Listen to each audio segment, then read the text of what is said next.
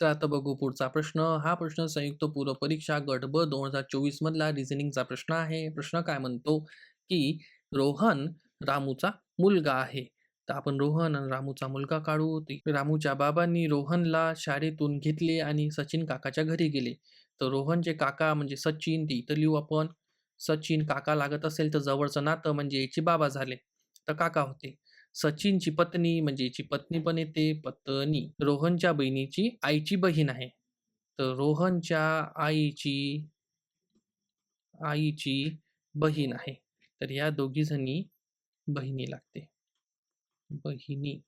या दोघी जणी बहिणी सचिनच्या पत्नीचे रोहनच्या वडिलांशी नाते काय?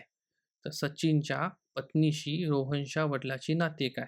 तर काय नातं लागू शकते? सासू लागत नाही, मुलगी लागत नाही, बहीण पण लागत नाही. तर काय लागते? मेहुणी लागते. शॉर्ट्स व्हिडिओ असल्या कारणाने इथे फास्ट एक्सप्लेनेशन झालेला आहे. सविस्तर व्हिडिओ पाहण्यासाठी तिथं तुम्हाला लिंक दिसत असेल, तुम्ही ते क्लिक करून सविस्तर व्हिडिओ पाहू शकता. संपूर्ण व्हिडिओ पाहू शकता. व्हिडिओ आवडला असेल तर लाईक करा, मित्रांमध्ये शेअर करा, चॅनलला सबस्क्राईब करा, सोबतच बेल आयकॉन दाबा. धन्यवाद.